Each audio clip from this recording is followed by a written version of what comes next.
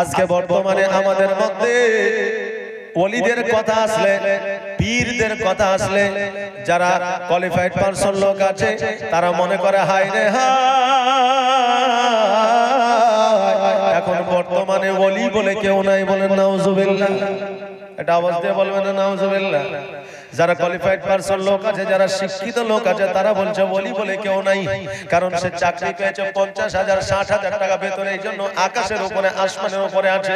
ওলিদেরকে ওলি মনে করে না, পীরদেরকে পীর মনে করে না, মাজারে যায় না, কেউ মান্নত করলে তাকে বাধা দেয়, বলে এগুলো করা যাবে না। শোনো শোনো, আজকে তোমার মতো মাস্টার ডাক্তার কত এলো আর চলে গেল, তোমার মতো কত উকিল হাকিম এলো আর চলে গেল, আল্লাহর ওলিদের মান কমাতে পারেনি, তুমিও পারবে না, কিয়ামত পর্যন্ত পারবে না। জোরে বলেন সুবহানাল্লাহ।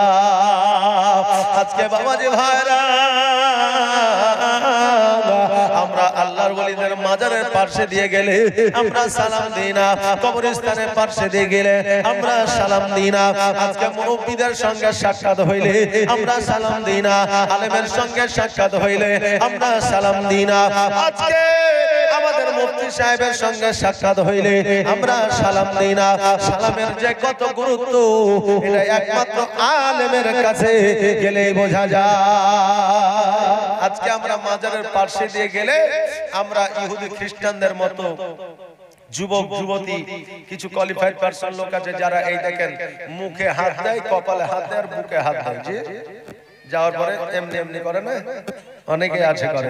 তো এগুলো কি আমাদের শরীয়তে আছে নাকি? আছে নাই। যখন আপনি মাজারে যাবেন, আসসালামু আলাইকা ইয়া ওলি আল্লাহ, মাইক লাগালাগি করছে নাকি? আওয়াজ টানছে তাই মনে হচ্ছে, ঠিক করে দাও।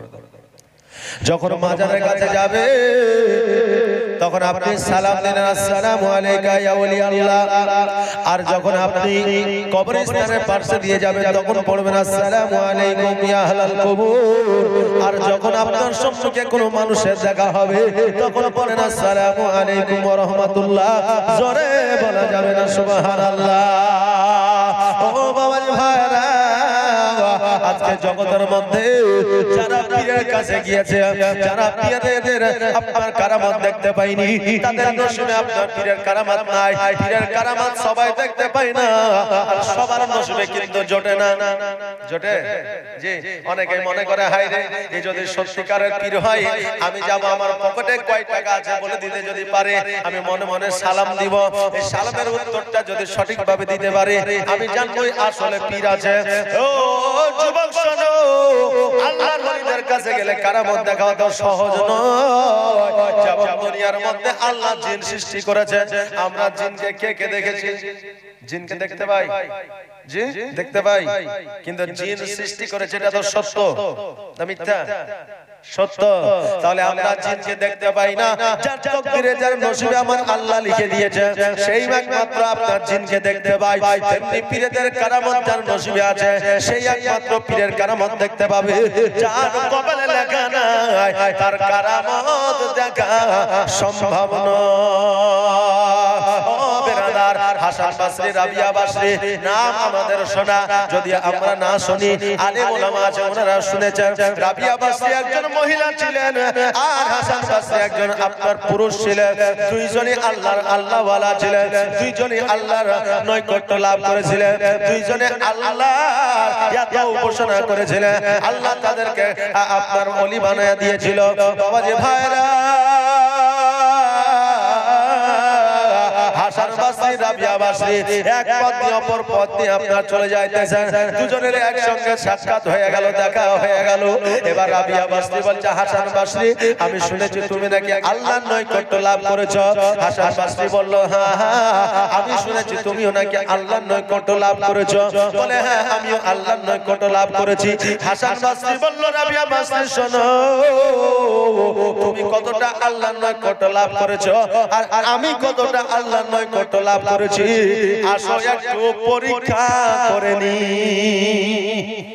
আজকে আমরা পরীক্ষার হল থেকে আমরা পরীক্ষা দিয়ে নাম্বার কে কত বেশি পেল এটা আমরা আমাদের যখন রেজাল্ট বের হয় তখন আমরা বুঝতে পারি। এই যে বাবাজি ভাইরা কিছুদিন আগে আপনার প্রাইমারি আপনার পরীক্ষা হলো, 8,000 লোক লাগবে, 20,000 লোক পরীক্ষা দিয়েছে। তো যাদের মধ্যে টপ র্যাঙ্ক করবে তারাই তো চাকরি পাবে, নাকি বলেন? হ্যাঁ, তাদের মধ্যে 8,000 বেছে নিবে। তো তেমনি ওই রাবিয়া বাসরি আর হাসান বাসরি বলছে যে আসো আমরা একটু পরীক্ষা করি কে আল্লাহর নৈকট্য বেশি লাভ করেছে। তো বললো কি করে পরীক্ষা করব? তো বললো আসো আমরা লুকোচুরি খেলি। লুকোচুরি বুঝেন? আমরা লুকোচুরি খেলি, যে যাকে ধরবে সে কম নৈকট্য লাভ করেছে, আর যে ধরতে পারবে না সে কম নৈকট্য লাভ করবে, আর যে যাকে খুঁজে পাবে না সে নৈকট্য আল্লাহর বেশি লাভ করবে। এখান থেকে আমরা এই প্রমাণটা পেয়ে যাব। রাবিয়া বাসরি বলল হাসান বাসরি তবে তুমি লুকাও আগে। হাসান বাসরি বলল রাবিয়া বাসরি তুমি হলে কন্যা মানুষ, তুমি হলে মেয়ে মানুষ, তুমি আগে লুকায়া যাও, আমি পরে লুকাবো। হাসান বাসরি বলল ও রাবিয়া বাসরি তুমি লুকায়া যাও। রাবিয়া বাসরি বলল না না না, যেহেতু তুমি পুরুষ মানুষ তুমি আগে লুকাও, আমি তোমাকে খুঁজবো, তোমাকে খুঁজে পেয়ে গেলে তুমি আমাকে খুঁজবে। হাসান বাসরি বলল ঠিক আছে তাহলে আমি লুকায়া যাই। ওই হাসান বাসরি এবার বলল রাবিয়া বাসরি তুমি চোখ দুটো বন্ধ করে নাও। রাবিয়া বাসরি চোখ দুটো বন্ধ করে নিলেন। হাসান বাসরি যেন লুকায় গেলেন। রাবিয়া বাসরিকে বললেন তুমি এবার খুঁজো। এবার রাবিয়া বাসরি প্রথম জমিন খুঁজলেন, খুঁজে পাইলেন না। দ্বিতীয় জমিন খুঁজলেন, খুঁজে পাইলেন না। তৃতীয় জমিন খুঁজলেন, খুঁজে পাইলেন না। সপ্তম জমিন পর্যন্ত খুঁজলেন, খুঁজে পাইলেন না।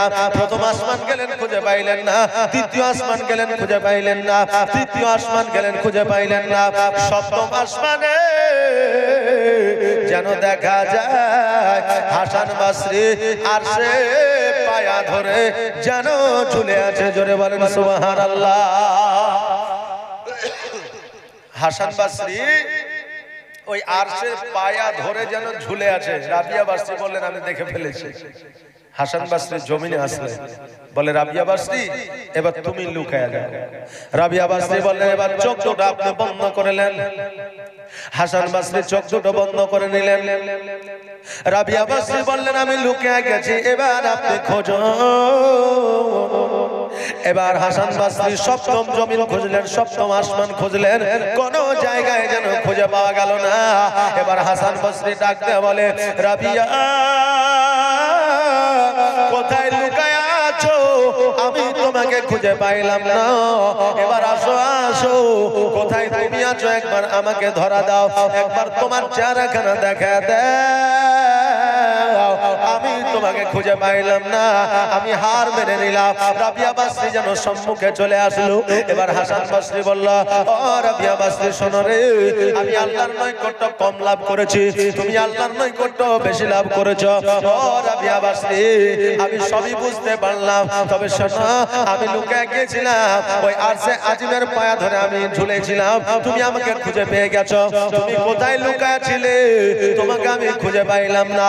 রাবিয়া বাসরি বলল শোনো গো, মানুষ কয়টা জিনিস দিয়ে তৈরি? বলল মানুষ তিনটা জিনিস দিয়ে তৈরি। এক নম্বর হলো মাটি, দ্বিতীয় নম্বর হলো পানি, আর তৃতীয় নম্বর হলো হাওয়া।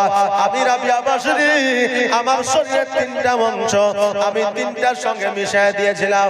আমার শরীরের মাটির অংশ মাটির সঙ্গে মিশিয়ে দিয়েছিলাম, পানির অংশ পানির সঙ্গে মিশিয়ে দিয়েছিলাম, হাওয়ার অংশ হাওয়ার সঙ্গে মিশিয়ে দিয়েছিলাম।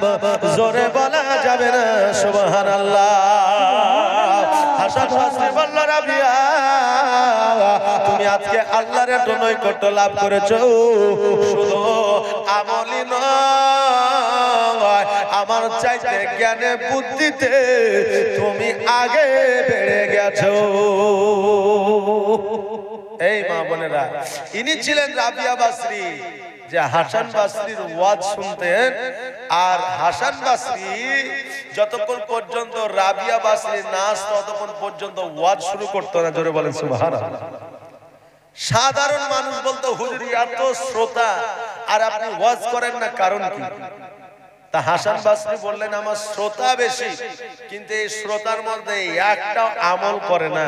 যে আমার কথাগুলো মানবে তার নামই হলো রাবিয়া বাসরি, ওই এখনো পর্যন্ত আসে নাই। জোরে বলেন সুবহানাল্লাহ। এই রাবিয়া বাসরির বংশধর হচ্ছে আমার মায়ের জাত। এ রাবিয়া বাসরির জাত হচ্ছে আমার মায়েরা। অতএব এই জালসা থেকে যদি একটা মা পরিবর্তন হয়ে যায় তো এই পুরা জালসাই সাকসেস। জোরে বলেন সুবহানাল্লাহ। পুরা জালসাই সাকসেস। ও মা বোনেরা, এ রাবিয়া বাসরি একজন মহিলা ছিলেন। এই মহিলা নিয়াত করলেন আমি কাবা ঘরে যাব, আমি নবীর রওজায় যাব, আর আমি হজ পালন করব। এই হজ পালনের উদ্দেশ্যে রাবিয়া বাসরি গাধার পৃষ্ঠে চেপে আপনার কাফেলার সঙ্গে যেন রওনা দিয়ে দিল। এবার মরুভূমিতে মিডিল রাস্তায় যাওয়ার পরে যখন আপনার বাবলা গাছের ছায়া আরাম করতেছিল, ওই আপনার রাবিয়া বাসরি গাধাটা যেন ইন্তেকাল করলো। এবার ইন্তেকাল করার পরে রাবিয়া বাসরি চিন্তা করে, আল্লাহ গো, আমি কেমন করে আমি কাবা ঘর তওয়াফ করব, কেমন করে নবী রওজা দেখব, কেমন করে হজ পালন করব, আমি কেমন করে পায়ে হেঁটে মদিনাতুল মুনাওয়ারায় যাব, কেমন করে আরব দেশে যাব। অন্যান্য কাফেলার দলের লোকেরা বলল, শোনো গো, আমার গাধা মারা গেছে তো কি হয়েছে, আমাদের গাধায় চেপে চলো। রাবিয়া বাসরি বলল, না না না, আমার আল্লাহ যখন আমার গাধাটাকে মেরে দিয়েছে, এই গাধাটাকে যখন নিয়ে নিয়েছে, আমি রাবিয়া বাসরি আমি পায়ে হেঁটে আল্লাহর কাবা ঘর তওয়াফ করব। জোরে বলেন সুবহানাল্লাহ। ওই গরম মরুভূমিতে আমার রাবিয়া বাসরি যেন হাঁটতে আরম্ভ করলেন। গরম মরুভূমির বালু রাবিয়া বাসরির পায়ের তলটা যেন ফোসা পড়ে গেল, ফোসা পড়ে যায় যেন আপনার ঘা হয়ে গেল। আর ওই ফোসার যন্ত্রণায়, পা পোড়ার যন্ত্রণায় রাবিয়া বাসরি যেন চলতে পারে না, একটা জায়গায় যেন বসে গেছে। আর আল্লাহ আল্লাহ বলে যেন ওই জায়গায় নিদ্রায় চলে গেছে। আমার আল্লাহ ডাক দিয়ে বলে, জিবরিল আর দেরি করিও না, দেরি করিও না, যাও যাও যাও, আমার কাবা ঘরটাকে উঠে নিয়া রাবিয়া বাসরির সম্মুখে নিয়ে চলে যাও। রাবিয়া বাসরি ওখান থেকে দেখবে আমার কাবা, ওখান থেকে তওয়াফ করবে, আর আমার নবীর সঙ্গে স্বপ্নে সাক্ষাৎ করে নিবে। আমি আল্লাহ ওই রাবিয়া বাসরির হজ কবুল করে নিব। আমি ওই রাবিয়া বাসরির হজকে কবুল করে নিব। বাবজি ভাইরা, হজ কি শুধু মদিনায় গেলে, মক্কায় গেলে, আরবে গেলে কি শুধু কবুল হয়? বাড়ি থেকেও হজ করা হয়, বাড়ি থেকেও হজ করা হয়। যদি মহব্বত থাকে, যদি নবীর প্রতি ইশক থাকে, যদি আল্লাহর ওলিদের প্রতি মহব্বত থাকে, যদি মুর্শিদের প্রতি টান থাকে, তবে বাড়ি থেকে হজ করা যায়। টাকা খরচা করা লাগে না। আর 4 লাখ টাকা 5 লাখ টাকা খরচ করে কাবা ঘরে গেলেন, 4 লাখ টাকা 5 লাখ টাকা খরচ করে মদিনাতুল মুনাওয়ারায় গেলেন, বাড়িতে মাকে কষ্ট দিলে, নিজের সন্তানের হক বুঝায়া দিলেন না, নামাজ সঠিকভাবে পড়লেন না, ওই আল্লাহ দরবারে কবুল হবে না। শুধুমাত্র টাকা ব্যয় করা হবে, খরচ করা হবে, আপনার জন্য ট্যুর করা হবে, কিন্তু হজ হবে না। আমরা মুসলমান, আমরা যদি চাই আমরা অনেক জ্ঞান, অনেক শিক্ষা লাভ করতে পারি, কিন্তু আমরা মুসলমান শুধুমাত্র নামে হয়ে আছি, কিন্তু কাজে এখনো পর্যন্ত হতে পারি না। আমরা শুধু নামে মুসলমান হয়ে আছি, কাজে এখনো পর্যন্ত হতে পারি নাই। আমরা ভালোবাসি, ভালোবাসি, মহব্বত করি, মহব্বত করি, এই কথা এই গল্প আমরা সবাই বলি, নাকি বলে? জি, নবীকে ভালোবাসি, এই কথা যাকেই বলবে সেই বলবে বাসি, কিন্তু আসলে সে ওয়াহাবি। বলে নবীকে ভালোবাসি, কিন্তু ভালোবাসে মুখেই বলি, কিন্তু 5 ওয়াক্ত নামাজ পড়ি না। জি, 5 ওয়াক্ত নামাজ পড়ি না, দান করি না, খায়রাত করি না, এতিমকে সম্মান করি না, স্নেহ করি না, বাচ্চাদের স্নেহ দেখাই না, বড়দের শ্রদ্ধা করি না। এটাই হলো আমাদের গুণ। আর আমরা বলি নবীকে ভালোবাসি, ভালোবাসি, মুখেই বলি কিন্তু অন্তরে না। এখন বাবাজি ভাইরা, একজনের স্ত্রী মারা গেছে, একজনের স্ত্রী মারা গেছে। এবার একদিন পরে গিয়ে তার স্বামী কবরে হাওয়া করছে। স্ত্রী মারা গেছে, কবরে হাওয়া করছে। এখন স্বামী আর স্ত্রী রাস্তা দিয়ে হেঁটে যাচ্ছে অন্যজনের। তোর স্ত্রী বলছে যে দেখো আর স্ত্রীকে কত ভালোবাসে, কালকে মারা গেল আর আজকে কবরে হাওয়া করছে। আমি তো তোমার জিন্দা স্ত্রী, তাও তো একবার হাওয়া করো না। তোর স্বামী বলছে নিশ্চয়ই ভালো কাজ করেছে, ওই জন্য ও হাওয়া করছে। তুমি ভালো কাজ করো নি তাই হাওয়া করি না। তো যে কি ভালো কাজ করেছে চলো জিজ্ঞাসা করে আসি। এখন ওই লোকটাকে যে বলছে, হ্যাঁ গো ভাই, আপনার স্ত্রী মারা গেছে, যদি ভালো কাজ করে যায় তো কবরে ভালো লাভ পাবে, হাওয়া পাবে, আর যদি খারাপ কাজ করে যায় তো আপনি হাওয়া করলে ওই হাওয়া কবরে পৌঁছাবে না, তা হাওয়া করিয়েন না, বাড়ি যান। তো বলছে আমি যা করছি আমাকে করতে দাও, তোমরা যেখানে যাচ্ছ সেখানে যাও। তো ওই লোকগুলো বলছে, ভাই আপনার স্ত্রীকে আপনি এত ভালোবাসেন? তখন ওই লোকটা বলছে, ভালোবাসা? এ ভালোবাসা আবার কি? ভালোবাসা টালোবাসা কিছুই নয়। আমার স্ত্রী যখন মারা যায় তখন আমাকে ওসিয়ত করে গিয়েছে যে আমি মারা গেলে তুমি তো বিয়ে করবাই, তো কমসে কম আমার কবর যতদিন না শুকাবে অতদিন বিয়ে করিও না। এই জন্য আমি চিন্তা করছি শীতের রাত্রি, এই শীতে কবর ভিজে এসে এখন কবে কবর শুকাবে তার কোনো ঠিক নাই। এই জন্য কবর আমি হাওয়া করছি যাতে তাড়াতাড়ি শুকায়, আর আমার বিয়েটাও যাতে তাড়াতাড়ি হয়। জি, আমি এই টেনশনে হাওয়া করছি, মোহাম্মদ টহব্বত কিছু নয়। তো এখন ওর স্ত্রী কবর হাওয়া করছে, তো দেশের লোক যারা দেখছে তারা তো মনে করছে ওর স্ত্রীকে খুব ভালোবাসে নাকি, কিন্তু ওর অন্তরে অন্য কিছু গাইছে। কথা বুঝলেন না? তা আমরা মুসলমান, আমরা অন্তরে অন্য কিছু আর মুখে বলি মোহাম্মত করি, কিন্তু দিলে নাই।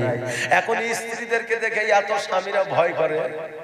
আমি আপনি লয় বা আপনাদের গায়ের মানুষ হয়তো লয় নাকি বলে, হ্যাঁ? স্ত্রীদের দেখে এত ভয় করে। ভয় করবে না কেন? লক্ষ্মী ভান্ডারের মালিক, স্বাস্থ্য সাথীতে মালিক, রেশন কার্ডের মালিক, তারপরে আধার কার্ডের মালিক, সব জায়গায় মালিক। হ্যাঁ, তা আমরা স্বামী হয়ে আমরাও মহব্বত করে ভালোবাসা স্ত্রীকে মালিকানা দিয়ে দিয়েছি, তো যা মন যাবে তাই কর নাকি বলে, হ্যাঁ? এই দেখেন এত ভয় করি। একজনের স্ত্রী মারা গেছে, হঠাৎ করে অজ্ঞান হয়ে গেছে, হাসপাতাল নিয়ে গেছে। হাসপাতালে নিয়ে যাওয়ার পরে বুঝলেন ডাক্তারে ভুল ট্রিটমেন্ট করে বলছে মারা গেছে। বাড়িতে এসে গোসল টোসল করাইয়া কাপড় পরাইয়া এবার খাটলিতে করে নিয়ে যাচ্ছে চারমোহনী রাস্তায়। এবার যখন খাটলির আগের মানুষ পেছনে, পেছনের মানুষ যখন সামনে যাচ্ছে, খাটলিটা তুলতে যায় একটা পোলে ধাক্কা লেগে গেছে, আর অমনি কিন্তু ওই মহিলার জ্ঞান কিন্তু ফিরে গেছে। আরে বেঁচে আছে এখনো, তাড়াতাড়ি হাসপাতাল নিয়ে আসো। আবার হাসপাতালে নিয়ে যাওয়ার এক সপ্তাহ পরে এবার অরিজিনাল মারা গেছে। এবার বুঝলেন ওকে আবার বাড়িতে নিয়ে এসে গোসল করে কাফন টাফন পরাইয়া খাটলি নিয়ে যাচ্ছে, আর ওর স্বামী আগে আগে যাইছে, আর বুঝছে পোল দেখে, আগে আগে যাইছে আর বুঝছে পোল দেখে। এখন যারা ওই মুর্দার পেছনে আছে তারা বলছে, হ্যাঁ রে সবাই পেছে পেছে আর তুই আগে আগে, তার বলছে পোল দেখে, তার মানে খবরদার হুঁশিয়ার, আর বলিস না গতবার পোলে লেগে জিন্দা হয়ে গেছে, এবার যদি পোলে লেগে জিন্দা হয়ে যায় তো আমার জীবনের রফা দফা শেষ। এই জন্য বলছে পোল দেখে, যাতে পোলে আর ধাক্কা না লাগে। কথা কি বুঝলেন বাপজি ভাইরা?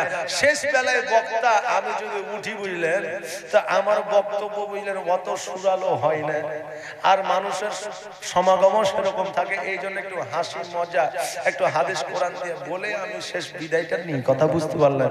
শেষের বেলায় কি হয়, শ্রোতা তো পাওয়া যায় না, তিনটা মানুষ বসে থাকে।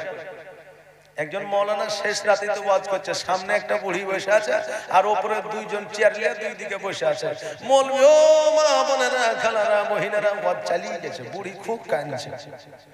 এবার শেষে মৌলবি যখন খাইতে বসেছে তখন ওই বুড়ি মাকে ডেকেছে, বুড়ি মা একটু এদিকে এসো। বুড়ি যে কি বলছো বাপ? বলে শোনো, শ্রোতা থাক আর না থাক তুমি একাই ছিলে, আমার ওয়াজ তুমি বুঝতে পেরেছো, ওয়াজ তোমার আমি বুঝতে পেরেছি, তার মানে তো তুমি আমার ওয়াজ শুনো নি? তো বলছে না, তো তুমি যে কাঁদছিলে আর বলিও না, তোমার যে ফুচকু দাড়ি আছে ওই রকম দাড়ি আমার একটা ছাগলের ছিল, তো ওই ছাগলটা আমার মারা গেছে, তাকে দেখে খুব মনে পড়ছে, তাই আমি কাঁদছিলাম ছাগলটার লেগে, আসলে তোমার লেগে লয়। জি, হায় হায়, আমার তো ওয়াজ শুনেনি। তো ওপরে যে দুজনে ছিল ওরা কি করছিল, ও ভাই তোমরা শোনো, কি ব্যাপার তোমরা আমার ওয়াজ শুনেনি? বলছে ভাই একজন হচ্ছে প্যান্ডেল ওয়ালা আর একজন হচ্ছে মাইক ওয়ালা। তা আমরা চিন্তা করছি মৌলবি ছাড়িবে কখন, আর আমরা মাইক প্যান্ডেল গুটাবো কখন? জি, তো শেষের বেলায় আমাদের অবস্থা ওই রকমই হয় নাকি? আসেন বাপজি ভাইরা, আমার মায়েরা, এ রাবিয়া বাসরে ওই মরুভূমিতে ঘুমন্ত অবস্থায় আছে। এবার যখন চোখ দুটো খুলেছে, চোখ দুটো খোলার পরে দেখছে যেন আর কাবা ঘরের কাছে যেতে হয় না। চোখ দুটো খোলার পরে দেখছে যেন কাবা ঘর রাবিয়া বাসরির কাছে হাজির হয়ে গেছে। জোরে বলেন সুবহানাল্লাহ। এইরকম আল্লাহর নৈকট্য লাভ করতে হবে যাতে রাত্রি বেলায় ঘুমালে দয়ার নবীকে দেখা যায়। জোরে বলেন সুবহানাল্লাহ। দয়ার নবী যার স্বপ্নে আসবে তার জন্য জাহান্নামের আগুন হারাম হয়ে যাবে। দয়ার নবী যার স্বপ্নে আসবে সে আল্লাহ ওয়ালা হয়ে যাবে।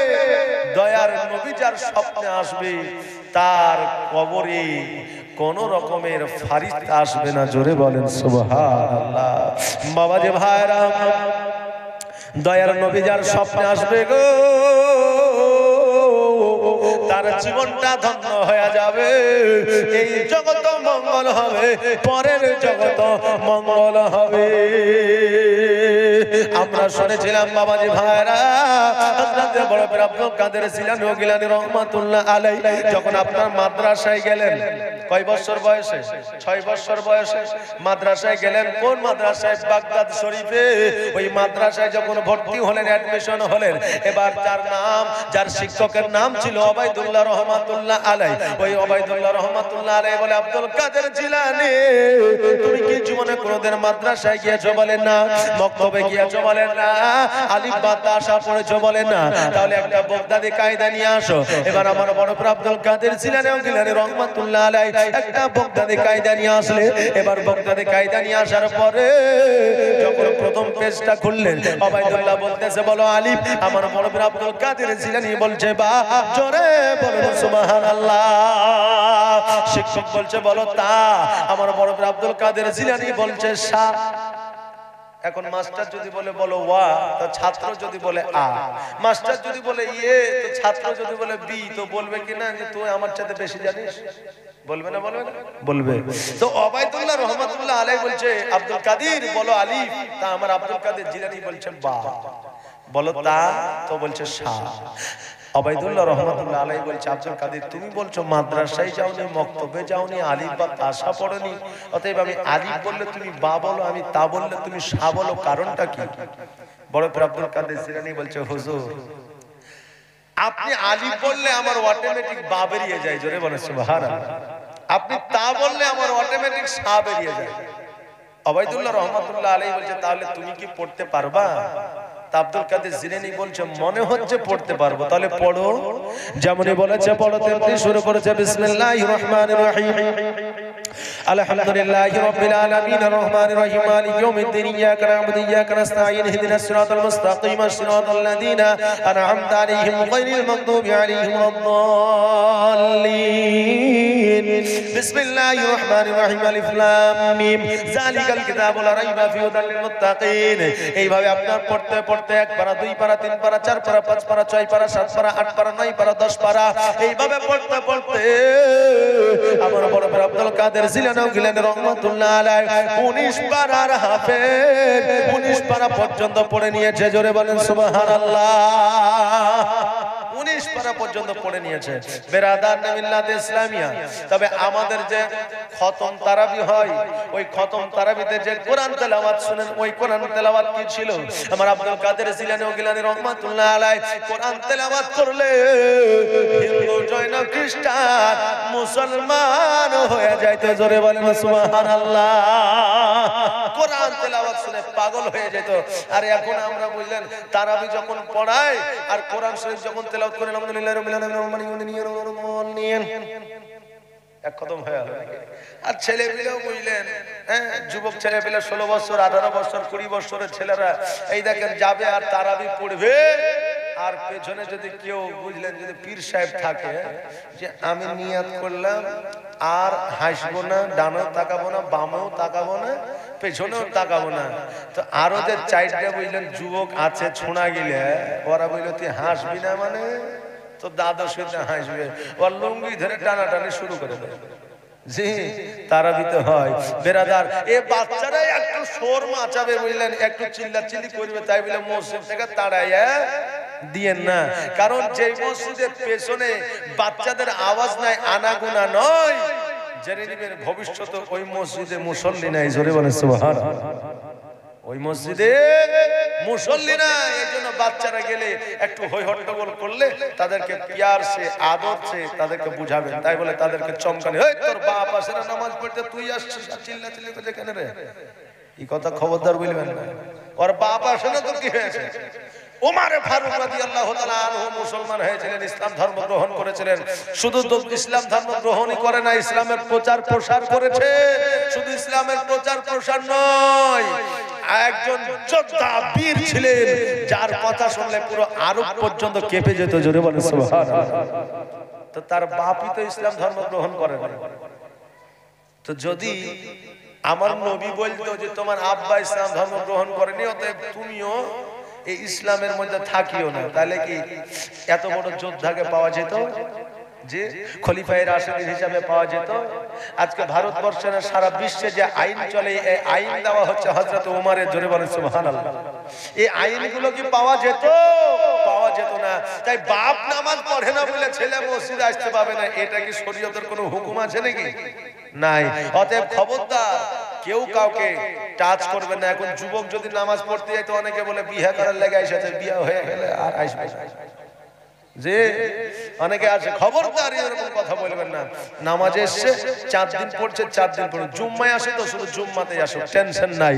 বাবা যে ভাইরা আমার মায়েরা যেটা বলছিলাম একটু কর্ণপাত করে শুনবেন। আমার বড় আব্দুল কাদের জিলানী রহমাতুল্লাহ আলাইহি বলে, হুজুর গো, আমি মাদ্রাসায় যাইনি, মক্তবে যাইনি, আমি মসজিদে যাইনি ঠিকই, কিন্তু আমার মায়ের গর্ভে 1 দিন নয়, 2 দিন নয়, 3 দিন নয়, 1 মাস নয়, 2 মাস নয়, 4 মাস নয়, 10 মাস নয়, 11 নয়, 12 নয়, আমার মায়ের গর্ভে আমি আব্দুল কাদের জিলানী 14 মাস পর্যন্ত ছিলাম। আর এই 14 মাস আমার মায়ের কোরআন তেলাওয়াত পড়া শুনতাম, আর আমার মায়ের কোরআন তেলাওয়াত শুনে শুনে আমি 19 পারার হাফেজ হয়ে গেছি। মায়ের কোরআন তেলাওয়াত শুনে শুনে আমি এই 19 পারার হাফেজ হয়ে গেছি। বাবাজি ভাইরা, এই আব্দুল কাদের জিলানী রহমাতুল্লাহ আলাইহি যখন আপনার বাড়ি থেকে জিলানী শহর থেকে যখন বাগদাদ শরীফে পড়াশোনার জন্য আসতেছিল, মদ রাস্তাতে আপনার ডাকাতেরা ধরেছিল, আর ডাকাতের সর্দার বলেছিল, আব্দুল কাদের জিলানী তোমার কাছে কি কিছু আছে বলো? বলে আমার কাছে আছে। বলে কি আছে? বলে 16টা দিনার আছে। বলে কোথায় আছে? বলে আমার মা বগলে সেলাই করে দিয়েছে। এবার যখন ডাকাতের সর্দার দেখলো, বলল, আব্দুল কাদের জিলানী তুমি মিথ্যা বললে, তোমার টাকাগুলো তো পাইতাম না, তোমার টাকাগুলো নিতাম না, তুমি বাচ্চা ছেলে, তোমাকে ছেড়ে দিতাম, তুমি সত্য কথা কেন বললা? আমার বড় আব্দুল কাদের জিলানী বলে, ও ডাকাতের সর্দার শোনো গো, আচ্ছা তোমাকে বলে দি, আমার মা আমাকে বলে দিয়েছে, তোমার যদি গর্দানও চলে যায়, তোমার যদি জীবনও চলে যায়, তোমার যদি প্রাণও চলে যায়, তোমার যদি জানও চলে যাও, জীবনে মিথ্যা বলবে না। তোমার জান প্রাণ যদি চলে যায়, জীবনেও মিথ্যা বলবে না। আর আজকালকার আমাদের ছোট বাচ্চা ছেলেরা মাঠে ঘাস করতে যায়, যদি একটা বেগুন নিয়ে আসে তো মা বলে যে আর একটা নিয়ে আসতে পারিস নি? জি, বলে আর একটা নিয়ে আসতে পারি, একটা থেকে সবজি হয়, কালকে আবার একটা নিয়ে আসবে। এ মা শুনে নাও, আমার আব্দুল কাদের জিলানীর মা কেমন শিক্ষা দিয়েছিল। আব্দুল কাদের জিলানী বলতেছে, শোনো গো, আমার মা বলে দিয়েছে জীবনে মিথ্যা বলবে না, এই জন্য আমি মিথ্যা বললাম না। ওই সর্দার বলল, আমার মা তো আমাকে খারাপ শিক্ষা দেয় নাই, তবে আমি খারাপ পথটা কেন বেছে নিয়েছি? ওই আব্দুল কাদের জিলানী, আমি কথা দিলাম আজকে থেকে আমি আর ডাকাতি করব না, মায়ের কথা মতো চলবো। আব্দুল কাদের জিলানী বলল, হবে না, ততক্ষণ পর্যন্ত হবে না যতক্ষণ পর্যন্ত ইহদিনাস সিরাতাল মুস্তাকিমের পথের প্রতীক না হতে পারবা, যতক্ষণ পর্যন্ত আমার নবীর কলমা না পড়বা, ততক্ষণ পর্যন্ত তোমার জীবন পরিবর্তন হবে না। এখন কেউ বলছে যে জালসা চাইতে নামাজ উত্তম, তো জালসা চাইতে তো নামাজ উত্তম, এটা সবাই জানে, কারণ জালসা করলে নেকি পাবে, না করলে গুনাহ নাই, কিন্তু নামাজ না পড়লে গুনাহ আছে। অতএব এই নামাজের যে বার্তা, নামাজের যে কথা, ওই কথাটাই তো আমরা জালসায় বলবো নাকি? ওই নামাজের কথাটাই জালসা হবে।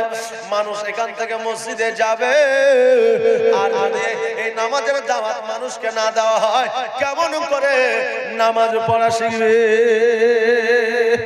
আমার আব্দুল কাদের জিলানী গেলেন রহমাতুল্লাহ আলাইহি, বাচ্চা কাল থেকে ইসলামের প্রচার করেছেন, জোরে বলেন সুবহানাল্লাহ। ওই ডাকাতের সর্দার বলল, আজ জীবনে কোনোদিন মিথ্যা বলবো না। আব্দুল কাদের জিলানী বলল, হবে না। জীবন পরিবর্তন করতে গেলে আমার নবীর ইতিহাস জানতে হবে। জীবন পরিবর্তন করতে গেলে আল্লাহর ওলিদের ইতিহাস জানতে হবে। যতক্ষণ পর্যন্ত আল্লাহর ওলিদের ইতিহাস, নবীর ইতিহাস না জানবেন, ততক্ষণ পর্যন্ত জীবন পরিবর্তন করা সম্ভব নয়। কারণ আমরা ট্রাই করেছি আগে থেকে। রাত্রে যখন ঘুমাতে যাচ্ছি চিন্তা করলাম, আল্লাহ গো, জীবনে খুব পাপ করেছি, গুনাহ করেছি, আর করব না। এবার কালকে থেকে শুধরে যাব, নামাজ পড়তে লাগবে। জি, সকাল যখন হয় তখন আবার যেমনটা তেমনি হয়ে যায়, তাই না? মিথ্যা বলেছি, আর কোনোদিন বলবো না। সকাল হয়ে গেল, সব ভুলে গেল। তো এই জন্য বলছে, জীবন যদি পরিবর্তন করতে হয় তাহলে তুমি ইসলামিক আলোচনা শোনো।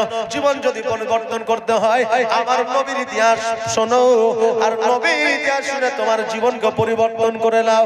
ও বাবাজি ভাইরা, আমার আব্দুল কাদের জিলানী বলল, শোনো গো, ইহদিনাস সিরাতাল মুস্তাকিমের পথের প্রতীক হইতে হবে, আর আমার নবীর কলমা পড়তে হবে, তবেই তোমার জীবন পরিবর্তন হবে, নচেত তোমার জীবন পরিবর্তন করা সম্ভব নয়। ওই ডাকাতের সর্দার বলে, আব্দুল কাদের জিলানী, আর দেরি নয়, জলদি করে তোমার নবীর কালমাটা পড়ে নাও।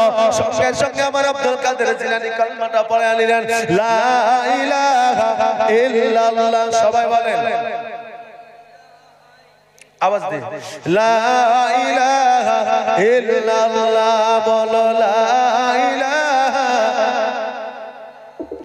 লা ইলাহা। তোমার মতো এত ভালো, তোমার মতো এত ভালো কেউ তো আমায় পাশে না, তাই তো নবী আমি তোমার দিওয়ানা, তাই তো রাসূল আমি তোমার দিওয়ানা। বলো, লা ইলাহা, লা ইলাহা, লা ইলাহা। আওয়াজ দিয়ে, আমি থেমে গেলে আপনার থেমে নেকি মনে লাগবে না নাকি? আওয়াজ দিয়ে বলেন, লা ইলাহা ইল্লাল্লাহ। বলো, লা ইলাহা। ও কি শুনেছি কিতাবের লেখা, নবী ছাড়া আমার জীবন ফাঁকা গো। নবীজিকে ভালো না বাসিলে, নবীজিকে ভালো না বাসিলে আল্লাহ পাওয়া যাবে না, তাই তো নবী আমি তোমার দিওয়ানা, তাই তো রাসূল আমি তোমার দিওয়ানা। তোমার মতো এত ভালো, তোমার মতো এত ভালো কেউ তো আমায় পাশে না, তাই তো নবী আমি তোমার দিওয়ানা। বলো, লা ইলাহা, বলো, লা ইলাহা, বলো, লা ইলাহা ইল্লাল্লাহ। লা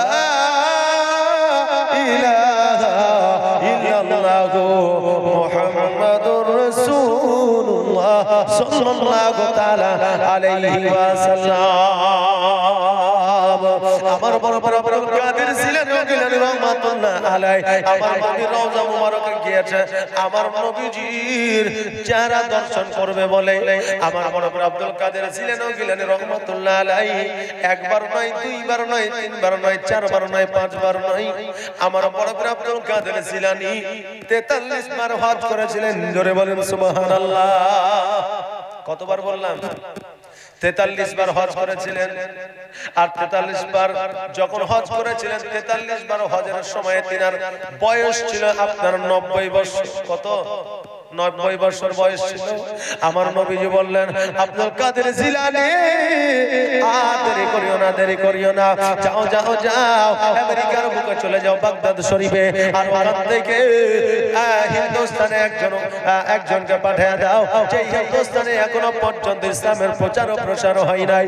আমার মরহুম আব্দুল কাদের জিলানী গিলানী রহমাতুল্লাহ আলাইহি আপনার বাগদাদ শরীফে এসেছিলেন। আসার পরে ওসমান হারুনি বলে একজন নাম ছিল, তিনার মুরিদ তাকে যখন রেডি হইতে বললেন, উনি বললেন, হুজুর আমার দ্বারা যাওয়া সম্ভব নয়। এবার ওসমান হারুনির ভাগ্নে, যাকে বলা বোনের সন্তানকে ভাগ্নে বলা হয়, ওই ভাগ্নেকে ডাকা হলো, যার নাম হলো হযরত খাজা মাইনুদ্দিন চিশতি রহমাতুল্লাহ আলাইহি। জোরে খাজা মাইনুদ্দিন চিশতি রহমাতুল্লাহ আলাইহিকে ডাকা হলো। ডাকার পরে বলল যে, মাইনুদ্দিন তুমি কি যাইতে পারবা? বলে কোথায়? বলে হিন্দুস্তানে, অর্থাৎ ভারতবর্ষে। বলে হুজুর কেন যাইতে পারবো না? আপনি বললেই যাইতে পারবো। বলে ঠিক আছে। এবার বলল তুমি রেডি হয়ে যাও, কালকে চলে যেতে হবে। আমার খাজা মাইনুদ্দিন চিশতি রহমাতুল্লাহ আলাইহি পরের দিন রেডি হয়ে গেছে। আব্দুল কাদের জিলানী চিন্তা করে, আল্লাহ, ওই ভারতের রাস্তাটা তো চিনি না। আমার খাজা মাইনুদ্দিন চিশতি রহমাতুল্লাহ আলাইহি যদি রাস্তাটা জিজ্ঞাসা করে, আমি কেমন করে বলবো? ওই আল্লাহ, তুমি আমাকে রাস্তাটা দেখায় দাও। আমার নবীজি বলতেছে, আব্দুল কাদের জিলানী তুমি ভারতের রাস্তা চিনো না? বলে না। আমার নবী বললেন, তুমি আমার পেছনের চাদরটা ধরে নাও, আমি তোমাকে ভারতের রাস্তাটা চিনায় দিচ্ছি। আমার বড় ভাই আব্দুল কাদের জিলানী গেলেন রহমাতুল্লাহ আলাইহি, আমার নবীজির চাদর মুবারক ধরে নিলেন আর রাস্তাটা দেখে নিলেন।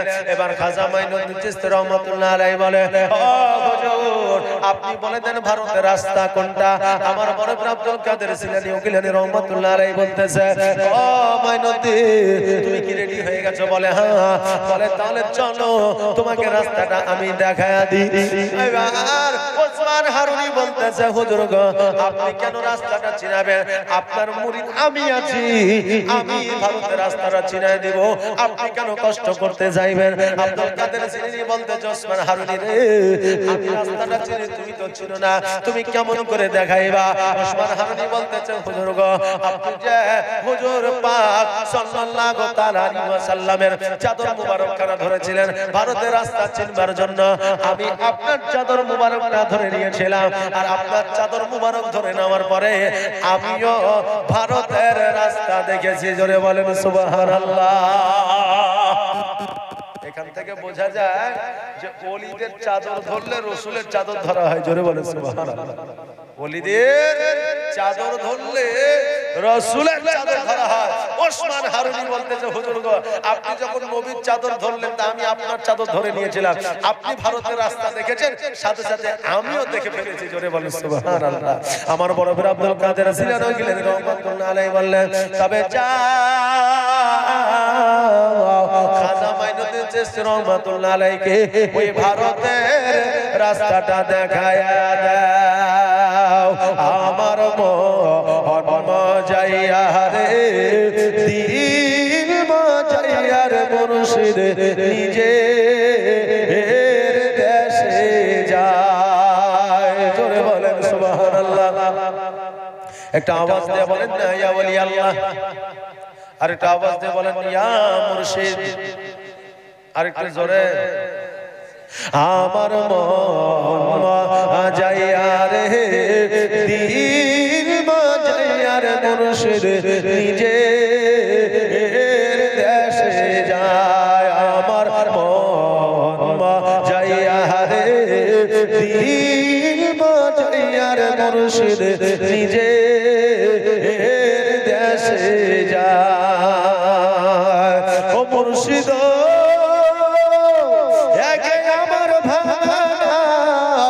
তার উপরে তুফান দাও, ঝলকে ঝলকে উঠে পানি রে, আগের নাও হারি রে, কাঁচা বাঁশের বেড়া রে, বাজার লুটায়া নিল চোরে রে। আমার মন মজাইয়া রে, দিল মজাইয়া রে, মুর্শিদ নিজে দেশে যায়। ও মুর্শিদ সবার আছে জায়গা জমি ধন দৌলত নাহি তুমি আমার মনে আছো শুধু তুমি রে। জীবনে মরণে ঠাই দিও মুর্শিদ চরণে তুমি বিনে যেন মরি রে। আমার মন মাজাইয়া রে দিল মাজাইয়া রে মুর্শিদ নিজে দেশে যায়। আমার মন মাজাইয়া রে দিল মাজাইয়া রে মুর্শিদ নিজে দেশে যায়। আল্লাহুম্মা সাল্লি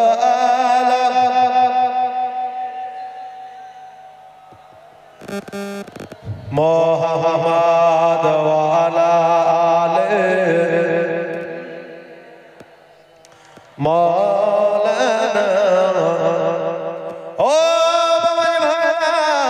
আমার কাজা মাইনুদ্দিন চিশতি রহমাতুল্লাহ আলাইহি ভারতবর্ষের মাটিতে আসলেন। আসার পরে কোন রাবী বলেছেন 40 জন কাফেলার মধ্যে ছিল, কোন রাবী বলেছেন না না না 60 জন কাফেলার মধ্যে ছিল, আর 60 জনকে নিয়ে ভারতবর্ষের মাটিতে এসেছিলেন। ও বাবাজি ভাইরা, এই ভারতবর্ষের মাটিতে আসার পরে ইসলামের প্রচার ও প্রসার করেছে। তখন আপনার বাংলাদেশ, পাকিস্তান আর আপনার এইদিকে যত দেশগুলো ছিল সবগুলো একই দেশ ছিল, পৃথক ছিল না, আলাদা ছিল না। এই ভারতবর্ষে ইসলাম প্রচার করেছে। আজকে কিছু মানুষ আছে যারা বলে থাকে আল্লাহর ওলিরা কোনো কাজ জানে না। যার কাছ থেকে ইসলাম পাইলো, যার কাছ থেকে আমার নবীর কলমা পাইলো, আজকে তাকেই বলে এগুলো বেকার। জোরে বলুন নাউজুবিল্লাহ। বলছে এগুলো মানা যাবে না, এগুলোর কাছে যাওয়া যাবে না, এগুলো এই খানকা শরীফে তারপরে মাজার শরীফে কোনো মানত করা যাবে না, এটা তারা বলতে আছে। কিন্তু আহলে সুন্নাত ওয়াল জামাত বলছে যে তোমরা মানত করো, মাজারে গিয়ে সালাম করো, কিয়াম করো, দরুদ পড়ো, জিকির আজকার করো, কোনো অসুবিধা না। ভাইরা আমার মায়েরা, তাই আপনাদের এখানে একটা মাজার আছে, এই মাজারে আপনারা সবাই যাবেন। আর দেশে মাদ্রাসা আছে, মসজিদ আছে, মক্তবে ছেলেদের পাঠাবেন, কারণ কোরআন শরীফ তেলাওয়াত করলে নেকি পাবে। আর ওই কোরআন শরীফ যদি শিখতে পারে তো আপনারা জানাজা পড়াবে। কারণ আমার নবী বলেছেন দুনিয়ার মধ্যে ওই ব্যক্তি সবচাইতে বেশি ভাগ্যবান যার নিজের সন্তান তার বাপের জানাজা পড়ায়। জোরে বলেন সুবহানাল্লাহ। যার নিজের সন্তান তার বাপের জানাজা পড়ায় ওই ব্যক্তি হচ্ছে সবচাইতে বড় ভাগ্যবান। বাপজি ভাইরা, দোয়া কিন্তু দুই কোয়ালিটির আছে, এক হাই কোয়ালিটির আর এক হচ্ছে লো কোয়ালিটির। আমি প্রায় জায়গাতে বলি তো অনেকে বলে হুজুর হাই কোয়ালিটির দোয়া আর লো কোয়ালিটির দোয়া আবার কেমন? বলে আছে, কারণ একটা গ্রামের ইমাম মুসল্লি প্রতিবেশী যখন আপনার জানাজা পড়াবে তো তখন তার অন্তরে আবেগ থাকবে আলাদা। আর যখন আপনার নিজের সন্তান জানাজা পড়াবে তখন তার আবেগ থাকবে আলাদা। জানাজার শব্দের অর্থই হচ্ছে দোয়া। তা আপনার সন্তান যখন পড়াবে তখন দুই চোখ দিয়ে অশ্রু ঝরবে, তাহলে তার দোয়াটা হচ্ছে হাই কোয়ালিটি। আর আমি যখন আপনার জানাজা পড়াবো তখন আমার চোখের পানি ঝরবে না, শুধু আল্লাহু আকবার আল্লাহু আকবার দোয়া পড়ে দিয়ে একবারে জানাজা কমপ্লিট। তাই কিনা? হ্যাঁ, তো এই জন্য হাই কোয়ালিটির দোয়া আছে, লো কোয়ালিটির দোয়া আছে। তো এই জন্য ছেলেদের মাদ্রাসায় পাঠান, বক্তব্যে পাঠান, মসজিদে পাঠান, কম্পালসারি ডাক্তার করেন, ইঞ্জিনিয়ার করেন, প্রফেসর করেন, যাই করেন, কোরআনটা শিক্ষা দেন। কোরআন শিক্ষা দিলেই নামাজ পড়া শিখবে, আর নামাজ পড়া শিখলে জানাজা পড়া শিখবে, আর জানাজা পড়া শিখে থাকলেই আপনার জানাজাটা পড়াবে। বাবজি ভাইরা, আরে এখন আমরা মাস্টার, ডাক্তার, উকিল, হাকিম করে নিচ্ছি, কিন্তু ইসলামিক শিক্ষা নাই। যুবকের নতুন বিয়ে হয়েছে, শ্বশুর বাড়ি গেছে, শ্বশুর বাড়িতে যাওয়ার পরে এখন শাশুড়ি বলছে বেটা জুম্মার দিন নামাজ পড়তে যাওয়া না? তো ও বলছে যে মা জীবনে তো নামাজ পড়িনি, কারণ মসজিদে কোনোদিন যায়নি। তো ও বলছে যে জীবনে নামাজ পড়নি তো কি হয়েছে, নামাজ পড়া আবার শিখতে হয় নাকি? মানুষের দেখে দেখে নামাজ পড়িলি না? তাই দেখে দেখে নামাজ পড়া প্লেয়ার আছে না নাই? আছে। মসজিদে যাবেন দেখবেন তো অনেক আছে আল্লাহু আকবার, তাকাচ্ছে এদিকে ওদিকে সেদিকে। এখন ওকে যদি বলা হয় ইমাম সাহেব কোন সূরা পড়লে রে, বলে জানি না। বলে মসজিদে ফ্যান করা আছে তো, বলে 16টা। মানে ওইদিকে খেয়াল নাই, কিন্তু মসজিদে ফ্যান করা আছে, এইদিকে ওর খেয়াল আছে। বাবজি ভাইরা, নামাজ হবে না। শোনে, দেখে দেখে নামাজ পড়া মুসল্লি আছে, তবে দেখে দেখে শিখা যায়, দেখে দেখে নামাজ হয় না। বাবজি ভাইরা, এবার ওই জামাই কিন্তু মসজিদে এসেছে, জুম্মার দিন আসার পরে দেখছে যে সবাই নামাজ পড়ছে, একমাত্র ইমাম সাহেব বসে আছে। তো ইমাম সাহেব আগে এসে বসে কেন? কারণ ইমামদের জ্বালা বেশি। জুম্মার দিনে যদি আগে না আসে, আপনাদের দেশে হয়তো বলে না, কিন্তু অনেক দেশে বলে ইমাম সাহেব সারা সপ্তাহ ফাঁকি মেরে বেড়েছে, আবার জুম্মার দিনে সকালে আসে না, টাঙ্কিতে পানি আছে কিনা, বদনা গেলে ঠিক আছে কিনা, মুসল্লাটা পরিষ্কার আছে কিনা সেটা একটু দেখবে, কিছু না হলে ইমাম সাহেব লাস্টেই আসে। বলে না, বলে না, অনেক জায়গায় বলে। বাবজি ভাইরা, ইমামতি এমন একটা চাকরি, যে চাকরির আলোচনা হয়, যে চাকরির বেতন বৃদ্ধির কথা বললে চাকরি বাতিল হয়ে যায়, যে চাকরির আপনার মানে কি বলবো, যে চাকরির আপনার নেতা হয়, মাথা হয়, তারা আবার দেখবেন তাদের মধ্যে কোনো আরবিক কোনো জ্ঞান নাই। এটাই হচ্ছে ইমামতি। কথা বুঝতে পারলেন না? এই ইমামতির চাকরির নাম এটা। বাবজি ভাইয়ারা, তো এই জন্য ইমাম সাহেব আগে চলে যাও, ইমামের পেছনে যা দাঁড়াচ্ছে। এখন খুতবা হয়েছে, আজান হয়েছে, আজান খুতবা হয়েছে, খুতবা হওয়ার পরে একামত হয়েছে, একামত হওয়ার পরে ইমাম সাহেব আল্লাহু আকবার বলে নিয়ত করেছে। এখন বাবজি ভাইরা, আপনাদের দেশের ইমাম যদি মুসল্লিদেরকে বুঝলেন টেনে টেনে টেনে টেনে মসজিদে নিয়ে যায় নামাজ পড়ার জন্য, বুঝলেন, তো মসজিদে যাবে না। যদিও 2 দিন যায়, তো 3 দিনের বেলায় আর খুঁজে পাওয়া যাবে না। কিছু মুসল্লি আছে লজ্জায় যায়, কারণ বেটারা চাকরি পেয়েছে, না গেলে বাড়িতে বৌমাও দেখতে পারে না, আর বেটারাও দেখতে পারে না, তো মসজিদে যায়। তো আর নিয়ত আবার হয়েছে নওয়াইতু আন উসাল্লি লিল্লাহি তাআলা রাকাতের সালাতে, এই মৌলবীর জ্বালাতে আমিও পারি না, মৌলবীও ছাড়ে না, আল্লাহু আকবার। যে এইরকম নিয়াতওয়ালা কিছু মুসল্লি আছে, হ্যাঁ বাবজি, বলছে আমিও পারি না, মৌলবীও ছাড়ে না, আল্লাহু আকবার। তো এইরকম মৌলবীর কথায় নামাজ হবে না, লোক দেখানো নামাজ হবে না। তো ওই জামাই কিন্তু দাঁড়িয়েছে, বুঝলেন, আর জামাই ছিল নতুন লুঙ্গি, কারণ পুরাতন লুঙ্গি দিয়ে তো জামাইকে মসজিদে পাঠানো যাবে না। নতুন লুঙ্গি ছিল, জামাই রুকু সেজদায় গেছে, ও কিন্তু পেছনের লুঙ্গিটা বাইরে গেছে, আর পেছনের মুসল্লির মাথায় বাইরে জামাইয়ের লুঙ্গিটা উঠে গেছে। আর জামাই লুঙ্গি উঠে যাওয়া, এখন জামাই মনে করছে নামাজের মধ্যে মনে হয় আছে, ও তো নামাজ জীবনে পড়েনি, যায়নি মসজিদে। পরের রেখাতে ইমাম সাহেবের লুঙ্গিতে মাথা ঢুকিয়ে ইমাম সাহেবের লুঙ্গিতে তুলে দিয়েছে। এখন ইমাম সাহেব বলছে এই পাগলা কোথাকার, ও বলছে এই পাগলা কোথাকার, বলছে ইয়াও নামাজে আছে। নামাজ সম্পর্কে জানে না তো কি আছে, হাসির কিছু নাই। তো ওই জায়গাটা জানলো কার জামাই কার বেটির সঙ্গে বিয়ে হয়েছে, তার বাড়ি কোথায়, তার বাপের নাম কি, তার বংশের নাম কি, সবাই জানলো না। তো এটা মান সম্মান থাকলো না, গেল। তো এই জন্য আপনাদের ছেলে মেয়েদেরকে মাদ্রাসায় পাঠাবেন, মক্তবে পাঠাবেন, মসজিদে পাঠাবেন, কমসে কম যাতে কোরআনটা শিখতে পারে। কোরআনটা যদি শিখে, যে কোরআন পড়লেও নেকি, যে কোরআন বাড়িতে রাখলেও নেকি, যে কোরআন দান করলেও নেকি, যে কোরআন মৌলভী সাহেবকে দিলেও নেকি, যে কোরআন তলবে ইলমকে দিলেও নেকি, যে কোরআন মসজিদে রাখলেও নেকি, যে কোরআন মাজারে রাখলেও নেকি, ওই কোরআন আমরা শিখবো। আর রাত্রি বেলায় ঘুম যাওয়ার সময় যদি একটা সূরা পড়ে ঘুমিয়ে যায়, তা আমার আল্লাহ বলছে ওই বান্দা ওই বান্দির নেকির খাতায় আমি অতক্ষণ নেকি লিপিবদ্ধ করতে থাকি যতক্ষণ পর্যন্ত ওই বান্দা বান্দি ঘুমায়। জোরে বলে সুবহানাল্লাহ। যতক্ষণ পর্যন্ত ওই বান্দা বান্দি ঘুমায়। বাবাজি ভাইরা, ওই খাজা মাইনুদ্দিন চিশতি রহমাতুল্লাহ আলাইহি চলে আসলেন ভারতবর্ষের মাটিতে, ইসলামের প্রচার ও প্রসার করলেন। এবার ইসলামের